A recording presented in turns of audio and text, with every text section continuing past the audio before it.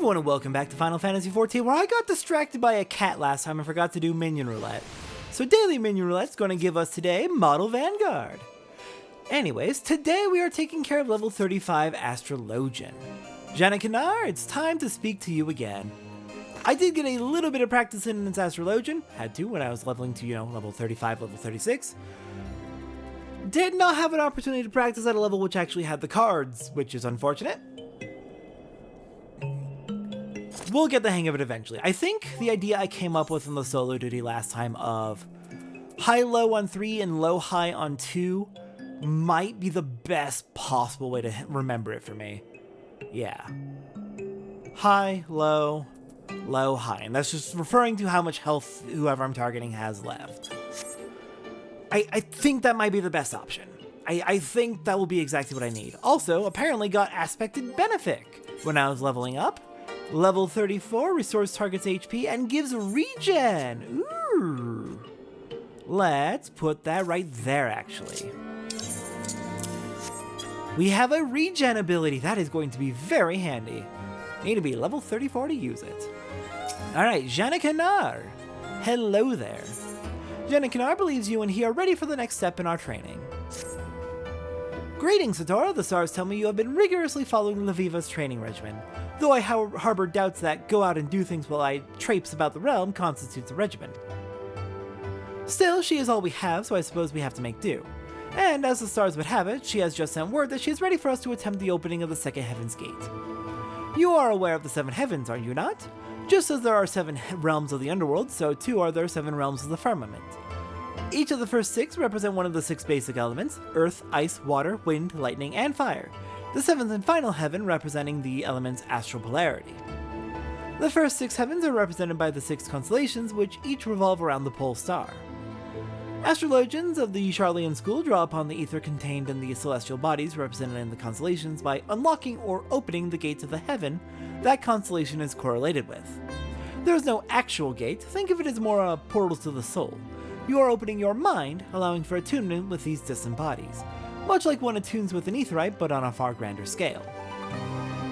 Now, this may come as a revelation, but Heidelin is not flat like most believe. It is in fact a sphere so large that when we walk upon it, it only appears to be flat. Because it is a sphere, there are some locations better suited than others for observing certain constellations. That is what Leviva is doing right now, finding a location in which the next Heaven's Gate will rise to a position directly in mid-heaven, where it will be easiest to attune with. And it seems she has found one, near the final prayer in East Thanolin. Thanolin. Okay, well, East Thanolin is pretty far from Ul'dah, and also would be closest in vicinity to the Church of Saint Adama Landama. And the Church is definitely going to be allies with us in the remnants of the Scions. Okay, let's get back into clothes that don't make us want to die in this heat. Though it's also raining in East Thanolin, which is unusual. Appreciated, but unusual. Oh my god, is it just me or is East Thanolin a lot greener than it used to be? I love it. I love it. It's great. Alright, let's go find where Leviva has set up camp to unlock the second heaven. The final prayer? Oh, I know exactly where that is. That is right by one of the marks of the 12. Appropriate. Which mark is it? Which mark are you? You are... Oh god, come on brain. Come on brain. Is that Byragot? I want to say that's Byragot, but I don't actually remember. Oh no. I have committed a crime against the 12. What happened here? I don't believe my travels have ever taken me this far south. A tad dusty for my taste, and warm, and dry, and brown. Yeah, that's Thanolin. The journey here was uneventful, but the moment we arrived, we were set upon by bandits. I had no trouble driving them away, but I fear they may return again in numbers. Focus on your training, milady, and I shall keep watch. Thank you. Thank you for keeping an eye out for us. Here at last, I see. Bandits have kept poor Quimperane busy harrying our camp since we arrived. I do believe the old man enjoys the excitement, however. I'm certain it beats wiping the arse of a noble brat whoring away his uncle's fortune while dreaming of becoming a real astrologian. I am very well capable of wiping my own arse, thank you very much, and Quimperin has never once complained of his duties. Of course he hasn't. Your uncle pays him to smile and nod, and I'm sure a comfortable position in the pillars beats chasing after cloud rats in the broom to flavor his soup. And are we here to trade banter, my lady? Because I was led to believe we'd be unlocking a celestial gate. You'll find Quimperin has a good many uses, and I haven't the faintest doubt that he'll most ably handle any ruffians who happen to come stumbling about looking for prey. Now, Satora and Jenna, we must be patient and wait for the constellation to reach its highest and brightest point. A point at which its flow of ether is strongest in relation to Heidelin. Alright then, I suppose we are waiting.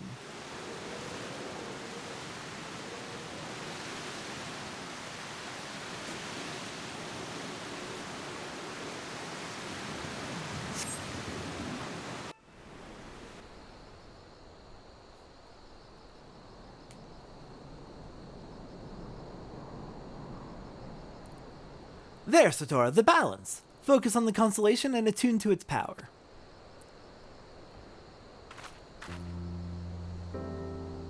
The balance represents the heaven of fire, a realm made prosperous by the blessings of the traders, but at the same time, one whose equilibrium is maintained by the divine judgment of Azema the Warden. Azema's might will empower those who would take up their blades and meet divine punishment in the name of the Sun Goddess. And thus the balance has burned crimson in your heart, unlocking the gate to the second heaven.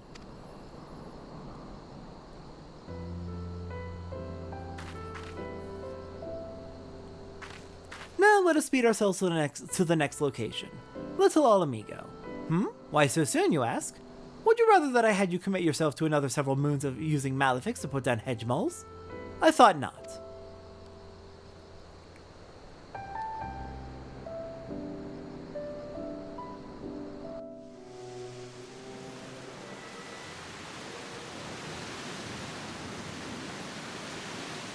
Alright, we get to go unlock a second gate.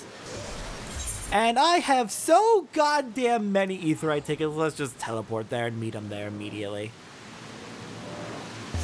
Who needs to save money by walking? We can save plenty of money by teleporting.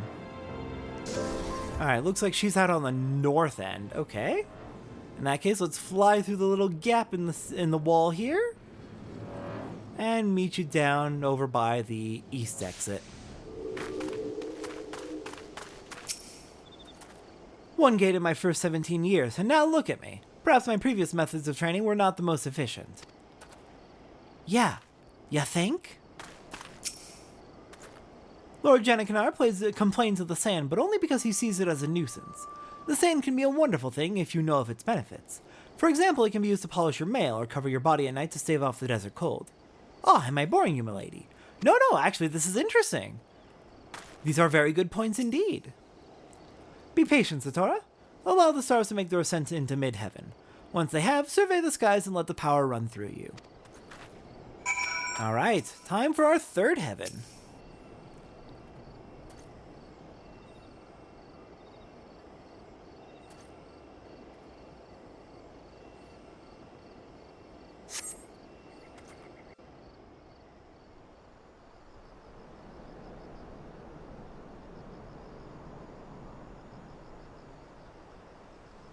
Raise your eyes to the stars and witness the violet glow of the spire.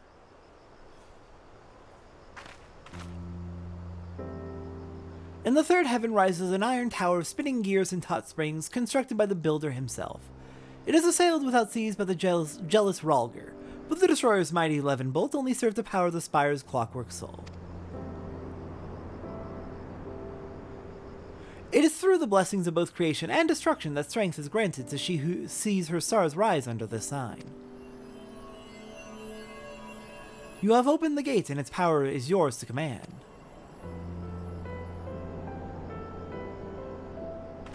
Oh, interesting.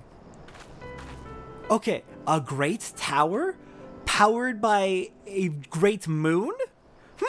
This sure sounds familiar. I wonder if this tale has origins in, Circus Tower and Dalamud. Using the arcana to draw upon the power of the stars they represent, this path we walk as astrologians is called the Royal Road. It can be treacherous and fraught with peril, but it can lead men and women to greatness.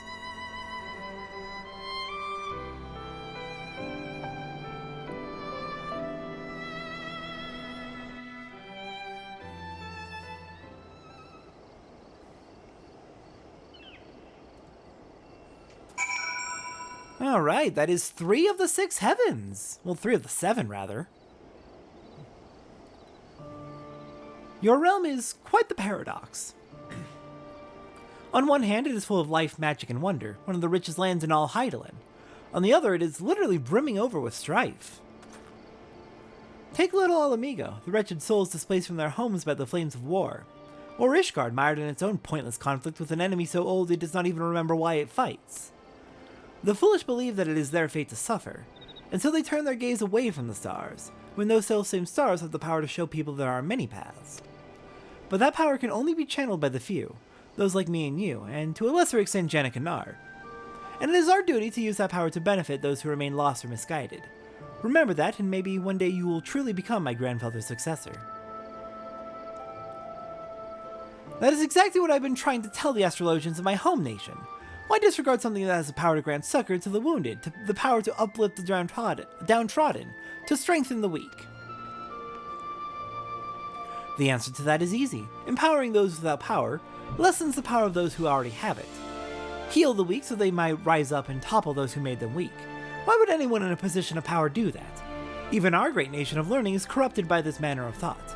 We hoard our knowledge so that we might remain the brightest. Why do you think that it took so long for Professor Mace to visit you, Janek and Nar? Yes, I know what he told you, but that was not the whole of it. Those of the ruling quarter did their damnedest to stand in the way of my grandfather, worried that his passion for his field would kindle widespread interest in Charlian astrology.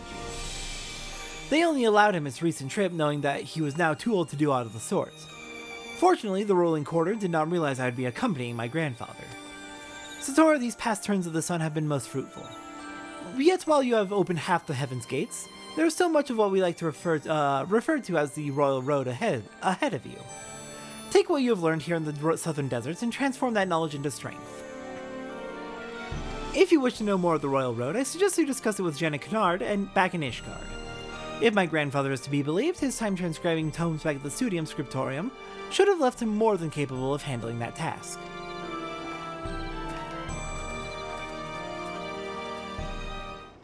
Alright then, back to Ishgard. Let's go meet up with Janek and Nar. Hello there, Janek and Nar. I am back, and good, I guess, to see you back as well. Alright, so what do you have to teach me then? You wish to know more of the Royal Road. I seem to recall it had something to do with reassessing the attribution of an arcanum before reading it, which would result in a slight alteration of predestination. Or perhaps it had something to do with the kings and queens in the minor arcana. It was over a decade ago. Pathetic, man, pathetic. Well, not really anything new to go over in terms of Astrologian's combat rotation. It's a healer, so there's not much of a combat rotation. We have Aspected Benefic, which gives regen, which we got at level 34. We've got our cards, which, again, Physical the Balance. Use on high HP for the Spire, low HP for the Arrow. And then for the Umbral, it's play 1 on magic and casters and ranged. Low HP for play 3, high HP for play 2, I think. Oh god. Yeah, no, like I said, Astrologian is a perfectly fine job. It just is not clicking with me. I just need more practice, I think. Once I practice it more, it'll make a lot more sense to me. But I think I'm on the right track. But yeah, just not much of a combat rotation. It's a healer, so. Next time on Final Fantasy XIV, we're headed on to Dark Knight level 40, I suppose. I will see everyone next time for that.